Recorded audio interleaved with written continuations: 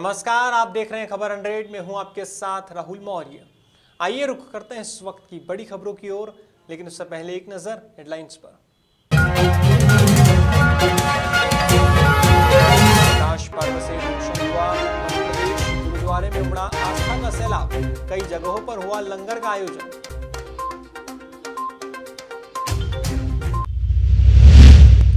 मध्य प्रदेश के सीएम शिवराज सिंह चौहान ने मनाया प्रकाश पर्व, गुरुद्वारे में मत्था टेक कर की अरदास।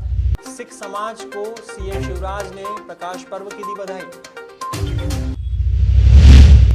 मध्य प्रदेश के गृह मंत्री नरोत्तम मिश्रा का जुबानी हमला, कांग्रेस पार्टी पर साधा जमकर निशाना। मिश्रा बोले, काल्पनिक दुनिया में जी रही कांग्रेस पार्टी।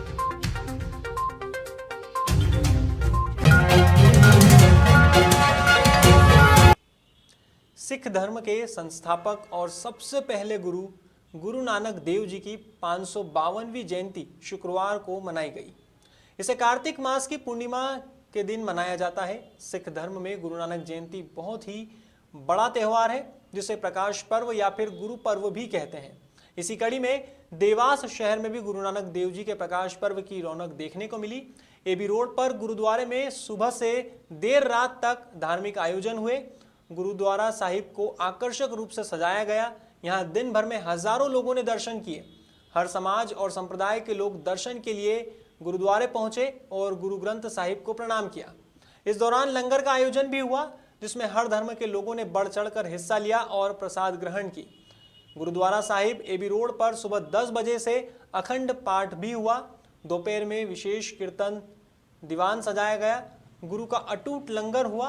फूलों की बरखा में गुरु नानक देव जी का प्रकाश पर्व मनाया गया। पूरे गुरुद्वारे साहिब को लाइटिंग और फूलों से सजाया गया। इस अवसर पर एडिशनल एसपी मंजीत सिंह चावला, भाजपा जिला अध्यक्ष राजीव खंडेलवाल, महाराज विक्रम सिंह पवार सहित बड़ी संख्या में जनप्रतिनिधि और कई प्रबुद्ध जन मौजूद थे।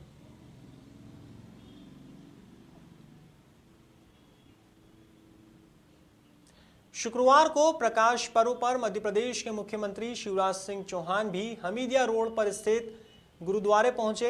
यहां उन्होंने सिख समाज को प्रकाश पर्व की बधाई दी और सभी की एकता, शांति और भाईचारे की कामना की। शिवराज ने गुरु नानक देव को माथा टेक कर अरदास की। गुरुद्वारा प्रबंधक परमवीर सिंह ने कहा कि सीएम गुरु नानक जयंती पर माथा टेकने हर साल गुरुद्वारे आते हैं। इसके साथ ही गुरुद्वारा प्रबंधक परमवीर सिंह ने कृषि कानून वापस लेने पर खुशी जताई है और कहा कि कृषि कानून वापस लेने से देश की तरक्की होगी।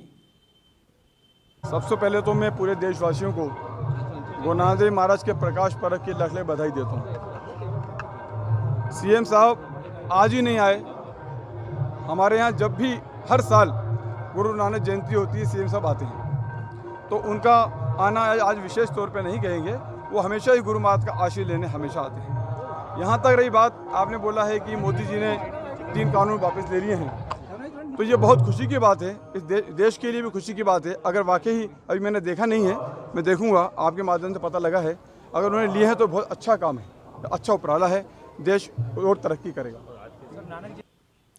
कांग्रेस के सोशल मीडिया प्लेटफॉर्म पर मध्य प्रदेश के गृह मंत्री नरोत्तम मिश्रा ने तंज कसा है। उन्होंने तंज कसते हुए कहा कि कांग्रेस में न कार्यकर्ता बचे हैं और न ही नेता। कांग्रेस केवल वर्चुअल रह गई है और काल्पनिक दुनिया में जी रही है। उन्होंने कहा कि कांग्रेस के धर्म की हकीकत सामने आ गई है। दिग्विजय सिंह ने प्रियंका गांधी के कमलनाथ के समक्ष शीश नवाने पर आभार जताकर बता दिया कि उनके शीश नवाने में आस्था कम और आडंबर ज्यादा है। अनिता जिनके समक्ष सभी सिर नवाते हैं, वहां सिर नवाने पर आभार जताने की जरूरत ही नहीं थी। पिछले 24 घंटे में मध्य प्रदेश में नए आए हैं, जबकि 6 ही लोग ठीक होकर अपने अपने घरों की ओर गए। 0.01% संक्रमण दर है। 71 प्रकरण अब एक्टिव बचे हैं, जबकि हमारी जो रिकवरी दर है वो 98.6 बनी हुई है। कल 56,800 सैंपल लिए गए। गुरु नानक जयंती के अवसर पर पीएम मोदी ने तीनों कृषि कानून वापस लेने की घोषणा की। इस पर किसान नेता शिव कुमार कक्का ने कहा कि अभी आधी जीत हुई है। केंद्र सरकार जब तक एमएसपी पर चर्चा नहीं करेगी और किसानों को लाभ नहीं देगी तब तक आंदोलन जारी रहेगा। प्रधानमंत्री को किसानों के काले कानून वापस लेने में 1 साल लग गया, जो सरकार के लिए एक रात का काम था। उन्होंने कहा कि कल 9 कमेटी मेंबर्स की मीटिंग है जिसमें निर्णय लिया जाएगा कि आगे की रणनीति किस प्रकार बनाई जाएगी।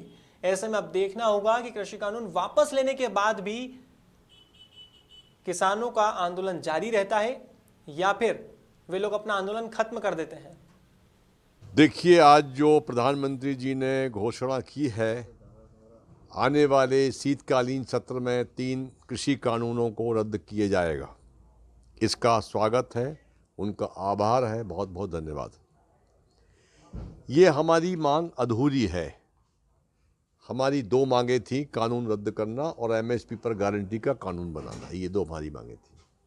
अभी 50% मांग की केवल घोषणा हुई है।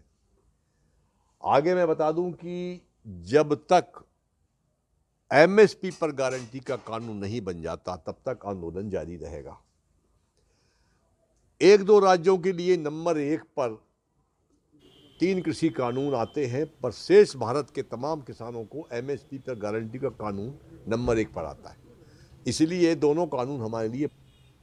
हाल ही में मध्य प्रदेश के पूर्व मुख्यमंत्री और राज्यसभा सांसद दिग्विजय सिंह देवास जिले के नेमावर पहुंचे। यहां उन्होंने जनसंवाद कार्यक्रम में हिस्सा लिया और जनता से सीधा संवाद स्थापित किया।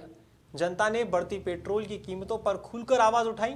लगभग 3,300 किलोमीटर की पैदल नर्मदा परिक्रमा कर चुके पूर्व सीएम दिग्विजय सिंह नेमावर के नागर घाट पहुंचे थे, जहां उन्होंने विधि विधान से नर्मदा जी का पूजन किया। वे नागर घाट पर स्थित प्राचीन सिद्धेश्वर महादेव मंदिर भी पहुंचे, जहां उन्होंने भगवान शिव का विधिवत पूजन किया। पूर्व मुख्यमंत्री दिग्विजय सिंह ने नेमावर में इंदिरा गांधी जी की जयंती पर उनके चित्र पर माल्यार्पण कर श्रद्धांजलि अर्पित की। मोदी जी के 3 कृषि कानून वापस लेने पर मीडिया से चर्चा करते हुए दिग्विजय सिंह ने कहा कि ये लोकतंत्र की जीत है, ये किसानों द्वारा संगठित होकर किए गए सतत आंदोलन की जीत हुई है।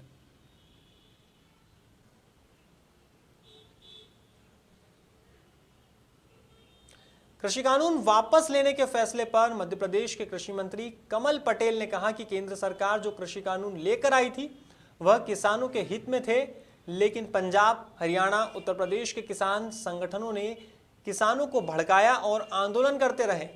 ऐसे में किसानों को समझाने की कोशिश भी की गई, लेकिन सरकार असफल रही। इसलिए आज प्रधानमंत्री नरेंद्र मोदी ने क्षमा मांगते हुए कृषि कानून वापस ले लिया है। हमारी सरकार किसानों के हितों के लिए आगे भी काम करती रहेगी। कमल पटेल की माने तो प्रधानमंत्री को विश्वास दिलाता हूं, यह कहना है कमल पटेल का कि वे प्रधानमंत्री को विश्वास दिलाते हैं कि मध्य प्रदेश के किसान उनके साथ है और रहेंगे। पर आप सब देशवासियों को बहुत बहुत शुभकामनाएं और बधाई। प्रधानमंत्री जी ने आज किसानों के हित में जो भारत सरकार ने काम किया है वो भारत के इतिहास में आज तक किसी ने नहीं किया था। 80% से ज़्यादा किसान छोटे हैं, जो 5 एकड़ से नीचे, उनके लिए किसान सम्मान निधि मध्य प्रदेश के मुख्यमंत्री शिवराज जी ने किसान कल्याण निधि देकर 10,000 रुपये साल का दे रहे हैं। उसके कारण उनको संबल मिला है।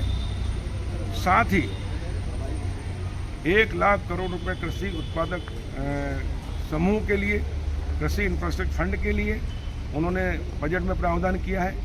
1,64,000 करोड़ रुपए किसान सम्मान निधि में अभी तक करोड़ों किसानों के खातों में राशि दे चुके हैं।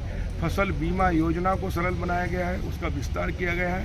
किसान को हर तरह से उनकी उत्पादन बढ़े, लागत कम हो, किसान की खेती घाटे के धंधे से उभर कर लाभ का धंधा बने, किसान की आय दोगुना हो। इसके लिए भारत सरकार ने प्रधानमंत्री नरेंद्र मोदी जी और कृषि मंत्री नरेंद्र सिंह तोमर जी के नेतृत्व में कार्य किया, उसके लिए मैं उनका धन्यवाद करता हूं। फिलहाल खबरों में बस इतना ही। देश और दुनिया की तमाम खबरों के लिए देखते रहिए खबर 100, जनता की बुलंद आवाज।